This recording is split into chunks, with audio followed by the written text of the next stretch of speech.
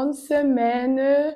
Et cette semaine, je vais vous entretenir sur les conséquences du péché. Ah oui, les conséquences du péché, un thème très important.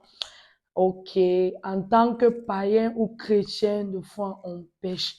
Et la parole de Dieu nous dit que lorsqu'on a connu Dieu, on n'est plus censé pécher. Ok, et parce que le péché mène à beaucoup de conséquences. Alors, quelles sont donc les conséquences du péché? Je vais donner 5 conséquences. Premièrement, je dirais la mort. Parce que Romains 6, verset 23 nous dit, et le salaire du péché, c'est la mort. Alors, si tu ne veux pas mourir de façon prématurée, pense à ne plus pécher, ok? Parce que beaucoup de personnes meurent avant le temps parce qu'ils pêchent. Ok, donc évitons de pécher et Dieu va nous garder en vie très longtemps. Deuxièmement, les conséquences du péché, c'est voler la paix. Le péché vole ta paix. Oui, ta conscience n'est pas tranquille. Imagine quand tu parles avec un gars, tu forniques. Après là, tu te sens comment? Je sais pas, peut-être. Donc, évite cela si tu veux la paix. Alors, même Isaïe 57, verset 21 dit, il n'y a point de paix pour le méchant. Le méchant, c'est celui qui pêche. Okay? Troisièmement, le péché te garde esclave de Satan et lui ouvre les portes pour finir avec toi.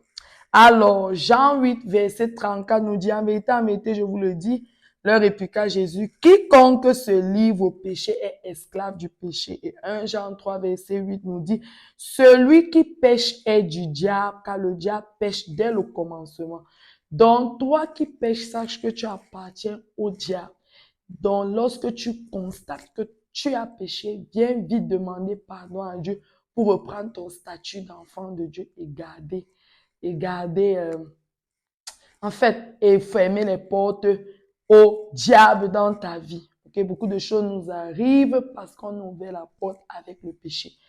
Quatrièmement, le péché prive la manifestation de la bénédiction de Dieu dans ta vie.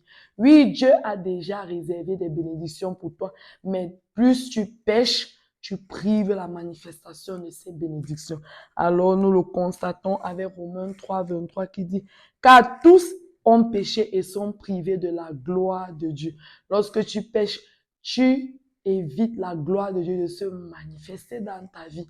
Et parfois, tu dis, mais pourquoi depuis je prie, je ne vois pas si je ne vois pas ça. Regarde encore bien ta vie s'il n'y a pas un péché quelque part. Je n'ai pas dit que c'est tout le temps que lorsque tu ne vois pas la bénédiction, elle dit que tu as péché, mais la plupart du temps, c'est dû au péché. OK? Et cinquièmement et dernièrement, nous dirons que le péché mène en enfer. Alors, après la mort, il y a le paradis, il y a l'enfer, il y a la vie éternelle, il y a la mort éternelle. Alors, après ta mort, où iras-tu? Si tu vivais une vie de péché, sache mon cher ami, tu iras en enfer. Et alors, Matthieu 13, verset 49 à 50 dit, et il sera de même à la fin du monde. Les anges viendront séparer les méchants d'avec les justes et les jetteront dans la fournaise ardente où il y aura des pleurs et grincements dedans.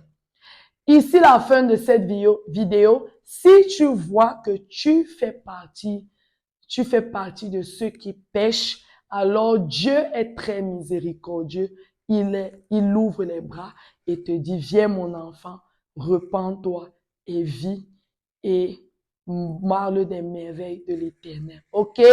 Donc, et n'oublie pas que what God cannot do does not exist.